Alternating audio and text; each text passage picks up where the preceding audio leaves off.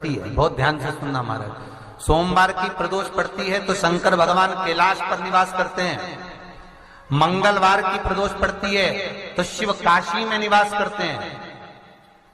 बुधवार की प्रदोष पड़ती है तो शिव रजत भवन में निवास करते हैं। गुरुवार की प्रदोष पड़ती है तो शिव गंगा के स्थल पर निवास करते हैं। शुक्रवार की अगर प्रदोष पड़ती है तो शिव नीलकंठ पर विराजमान होते हैं। शनिवार की अगर प्रदोष पड़ती है तो शिव शमी के वृक्ष के नीचे रहते हैं। और रविवार की जब प्रदोष पड़ती है तो शिव बेलपत्र के पेड़ के नीचे निवास करते हैं। महाराज ये एकादशी शंकर से कह रही है कि आपका स्थान ये नहीं कि आप कैलाश पर मिले, उस वार को, उस तिथि के दिन, उस अनुकूल।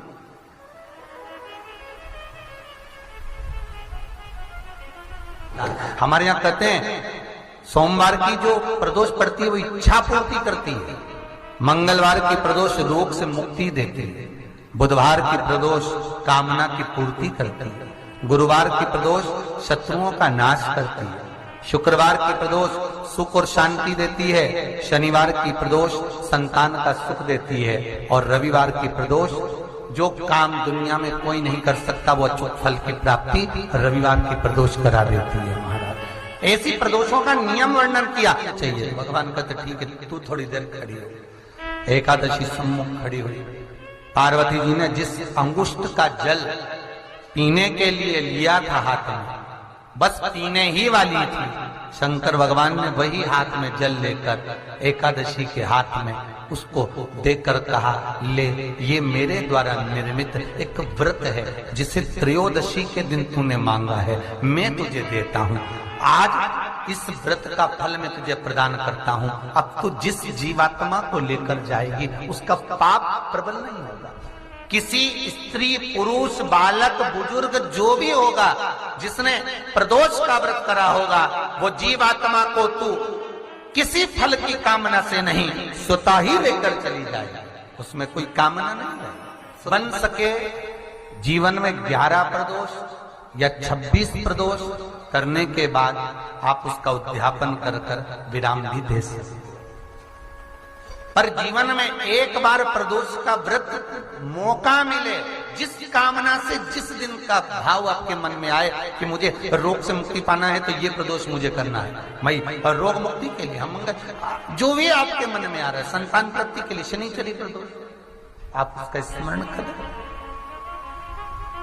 फिर लिखा शिव महापुराण में बड़ा सुंदर लिखा वेदव्यास जी ने, मान लो आप प्रदोष का व्रत नहीं कर सकते, आप अगर व्रत नहीं कर सकते तो प्रदोष के दिन, प्रदोष काल में शाम का समय सूर्यास्त का कुछ पल, कुछ घड़ी के पहले से लेकर बाद तक का प्रदोष काल के अंतर्गत आप शंकर जी के मंदिर में जाकर 1 लोटा पानी, 5 बेलपत्र भी अगर समर्पित करते हैं तो संपूर्ण प्रदोष का फल आपके भाग्य में सफल हो जाए। शिव मंगल का प्रदोष निकाल कर रख लो कि मंगल का प्रदोष इस दिन पड़ रहा है, मंगल की त्रयोदशी तिथि पड़ रही है, प्रदोष व्रत मंगलवार का पड़ रहा है।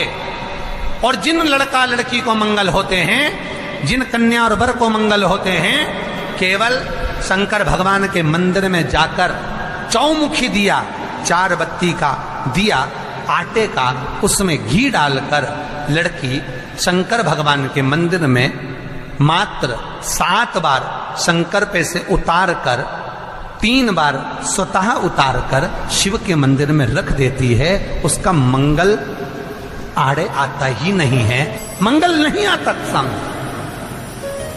मंगल प्रदोष व्रत का इतना महत्व है महाराज। जब जिस महीने में जो प्रदोष पड़ा करे, जब प्रदोष पड़े, बन सके 1 बेलपत्र, बन सके 5 बेलपत्र, शमी पत्र, हरा मूंग बेलपत्र, एक कलश के अंदर थोड़ा सा पानी लेकर 1 बेलपत्र, हरा मूंग, शमी पत्र डालकर और उसमें थोड़ा सा गुड़ डालकर भगवान शिव का स्मरण कर कर प्रदोष काल में, मान लो कोई काम आपका बहुत जरूरी है, बहुत दिनों से अब थक गए हैं, नहीं हो रहा, कर्जा बढ़ रहा है, धन नहीं आ रहा, व्यापार नहीं चढ़ रहा, या कोई समस्या बहुत प्रबल है, कोई एग्जाम में बैठ रहे हो, नहीं हो रहा, परीक्षा भी दे दी है, रिजल्ट आने ही वाला है, तो भी प्रदोष काल में, प्रदोष के समय वो जल मूंग, समीपत्र और बेलपत्र और गुड़ का शंकर के शिवलिंग को समर्पित करना प्रारंभ कर दो। 2 या 3 प्रदोष करोगे, बाबा आपकी मनोकामना शीघ्र पूर्ण कर देगा।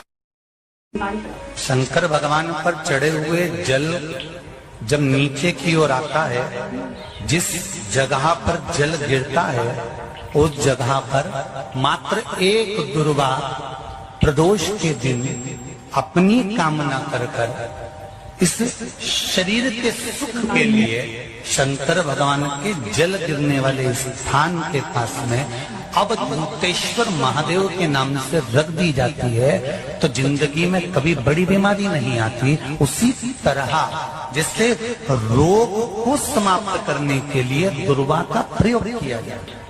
एक निवेदन सभी श्रोता बहन भाइयों से, कथा आस्था चैनल पर जो सुन रहे हैं, फेसबुक यूट्यूब पर जो सुन रहे हैं और पंडाल में बैठकर जो सुन रहे हैं, जिस दिन दिल से हारो ना,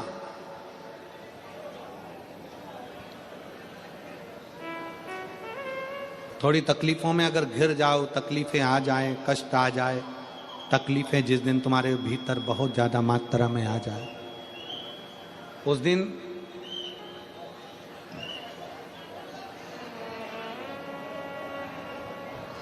तीन बेलपत्र,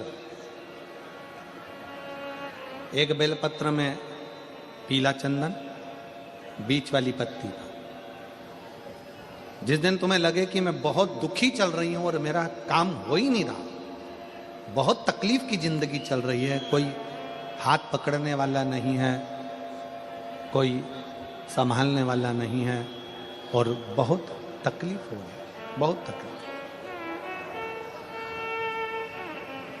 उस समय पर एक बेलपत्री के बीच वाली पत्ती पर पीला चंदन,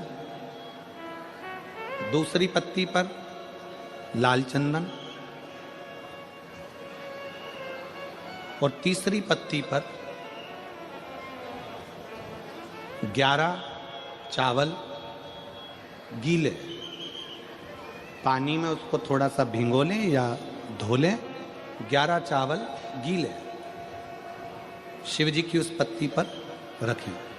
सबसे पहला पीला चंदन का बेलपत्र, दूसरे नंबर पर लाल चंदन का बेलपत्र, तीसरे नंबर पर जो 11 चावल आपने धोकर रखे हैं वो हाथ की हथेली में रखना है और हाथ की हथेली में रखकर अपनी कामना कर कर भगवान शंकर से विनय कर कर पंचाक्षर मंत्र नमः शिवाय या षडाक्षर मंत्र ओम नमः शिवाय या श्री शिवाय नमस्तुभ्यम बोलकर उस बेलपत्र पर सीधे हाथ में रखकर उल्टे हाथ का स्पर्श कर कर बाबा से अपने मन के भाव कहकर शंकर के शिवलिंग पर उसे समर्पित कर दीजिए। एक ही लोटा जल, जहां से जल बहता है अशोक सुंदरी वाली जगह, एक ही लोटा जल जहां से जल बहता है उस जल बहने वाली जगह पर 3 बार उस जल को अपनी कामना कर कर श्री शिवाय नमस्तुभ्यम या पंचाक्षर मंत्र या षडाक्षर मंत्र बोलकर 3 बार उस स्थान पर गिरा दीजिए। गिराने के बाद में बाबा से विनय कर कर अक्षत वाली जो बेलपत्र है, एक बेलपत्र और एक अक्षत उसमें से अपने लिए लेकर आ जाओ। उसको 2 महीना 3 महीना अपने घर में रखिए। जितना भी दुख है धीरे धीरे बाबा समाप्त कर कर खुशियां घर में लेकर आता ही है। दुख समाप्त होगा, खुशियां घर में आएगी जरूर। आप स्वयं भाग्यशाली हैं, आप स्वयं किस्मत वाले हैं। कोई कैसे कहते तुमको कि तुम अभागे हो? ना ना, हमारे बराबर भाग्य नहीं है किसी का।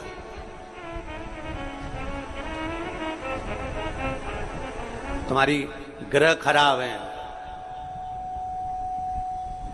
तुम्हारे ग्रह खराब है, शंभेश्वर महादेव का नाम 7 कनेर के पुष्प, कितने? 7 कनेर मालूम है? ये रोड पर जो जाते हो डिवाइडर में पीला पीला फूल लंबा, जो कि पशु पक्षी कोई नहीं खाता, जहरीला फूल माना जाता है, कनेर के 7 फूल, एक बेलपत्र। जिस समय पर कनेर का फूल बेलपत्र के साथ चढ़ाया जाएगा तो 7 कनेर के पुष्प सीधी बेलपत्र पर आपको रखना, 2-3 प्रदोष कर कर देखना। अगर कोई आपसे कहे कि आपका भाग्य ठीक नहीं चल रहा, आपकी किस्मत ठीक नहीं चल रही, आपके ग्रह ठीक नहीं चल रहा है, आप भाग्यशाली नहीं हो, पहले तुम वहां से उठ जाओ, उसके बाद में देवाधिदेव महादेव के पास 7 कनेर के पुष्प एक बेलपत्र में रखकर नंदीश्वर के पास में बैठकर श्री शिवाय नमस्तुभ्यम बोलकर अशोक सुंदरी वाली जगह पर स्पर्श कराकर भगवान शंकर पर 7 फूल के साथ बेलपत्री की डंडी अशोक सुंदरी की साइड हो, ऐसा स्मरण करते हुए शिव को समर्पित कर दे। वही बेलपत्री 5 बार नमः शिवाय या पंचाक्षर मंत्र, षडाक्षर मंत्र या श्री शिवाय नमस्तुभ्यम बोलकर वही बेलपत्री 3 प्रदोष, 4 प्रदोष, 5 प्रदोष, 2 प्रदोष, जितने प्रदोष आप चढ़ा रहे हैं प्रदोष काल में, वो बेलपत्री लाकर अपने कक्ष में अपने पूजन वाली स्थान पर रखते जाओ। एक बेलपत्री एक प्रदोष पर लाओगे, अगला प्रदोष आएगा, कितना अंतर पड़ता है आपके भाग्य बदलने में, आपको खुद मालूम पड़ जाएगा कि आपकी किस्मत कैसे बदल रही है। मेहनत आपको करना है, परिश्रम आपको करना है, लगन आपको लगाना है, और बेलपत्री और कनेर का पुष्प शिव को चढ़ाना। चालू करो प्रदोष प्रदोष चढ़ाना, चढ़ाओ शिव शंकर का भजन। यहां नहीं चढ़ा सकते, अपने घर पर चढ़ाओ, अपने शिवालय में चढ़ाओ, अपने देवालय में चढ़ाओ, अपने नजदीक में जो शंकर मंदिर वहां चढ़ाओ, आराधना शिव की। कोई कह दे तुमसे कि ये ठीक नहीं, प्रथम आप ये जो कनेर के फूल चढ़ाओगे ना, इसमें श्रंभेश्वर महादेव का भाव होना चाहिए। श्रंभेश्वर महादेव, फिर से एक बार बोलो, कौन से महादेव? श्रंभेश्वर। और फिर एक निवेदन, मान लो कि डॉक्टर कह दे कि बच्चे की धड़कन नहीं आ रही है, श्वास नहीं आ रही है, या शरीर पूरा नहीं है गर्भस्थ बच्चे का, तो उस समय पर भी 7 पुष्प कोई से भी, 7 बेलपत्र अशोक सुंदरी वाली जगह पर एक एक कर कर बेलपत्र, एक बेलपत्र एक पुष्प अशोक सुंदरी वाली, एक बेलपत्र एक पुष्प अशोक सुंदरी वाली जगह पर चढ़ा दीजिए, और एक बेलपत्र उसमें से एक पुष्प लेकर अपने घर चाहिए, और 15 दिन के बाद वापिस उस बच्चे की सोनोग्राफी जांच डॉक्टर के कहने से कराइए। बाबा उस बच्चे की धड़कन, श्वास और शरीर पूरा देगा। श्रंभेश्वर महादेव में श्रंभेश्वर महादेव का जब नाम लिया जाता है तो 33 कोटि देवी देवताओं का एक साथ नाम उच्चारण हो जाता है। 33 कोटि देवताओं। श्रंभेश्वर, बोल श्रंभेश्वर महादेव की जय। श्रंभेश्वर भगवान का स्मरण किया है। प्रदोष के दिन यदि पीला जो कनेर का जो फूल होता है, पीला भी होता है और एक श्वेत भी होता है, 2 कनेर होते हैं, दोनों में से कोई भी कनेर आज भी अगर प्रदोष के दिन बाबा की कहीं कावड़ लेकर जा रहे हो, या बाबा को कावड़ चढ़ा रहे हो, या 2 लोटा जल अपने नजदीक में चला रहे हो, तो कनेर का पुष्प आज भी चढ़ाया जाता है शिव जी को। क्यों चढ़ाते हैं? उसका कारण ये होता है कि हमारे पूर्व का जो जन्म है उसमें हमसे बहुत गलतियां हुई होगी। बाबा, हो सकता है उसके कारण बस हमको आज दुख देखना पड़ रहा है, आज तकलीफ भोगना पड़ रही है, आज बीमारी, आज रोग हो जाता है, तो उस रोग से मुक्ति एक दिल से जो मांगो, हमारे पूर्व का कोई कर्म होगा तो बाबा उसको समाप्त करे, हमारे पूर्व का किया हुआ बेकार कर्म समाप्त करे और हमको अच्छा करे, हमारे मन के मनोरथ पूर्ण करे, ऐसी कृपा करे बाबा। शिव के मंदिर में कभी मौका लग जाए, आपके घर में हो कनेर, आपके आसपास में कहीं लगा हो तो वहां से लेकर शिव का श्रृंगार शंकर का श्रृंगार भी कनेर से कर सकते हो। शिव का शंकर का बच्चा हो, बूढ़ा हो, जवान हो, वृद्ध हो, बीमार हो, दुखी हो, तकलीफ हो, कष्ट हो, सुखी हो, कैसा भी हो, अगर कोई सावन के महीने में पार्थिव लिंग का निर्माण कर लेता है या सावन से हटकर भी पार्थिव लिंग का निर्माण कर लेता है, उसको बार बार जन्म नहीं लेना पड़ता। मृत्यु में बार बार जन्म, बार बार मृत्यु से छूट जाता।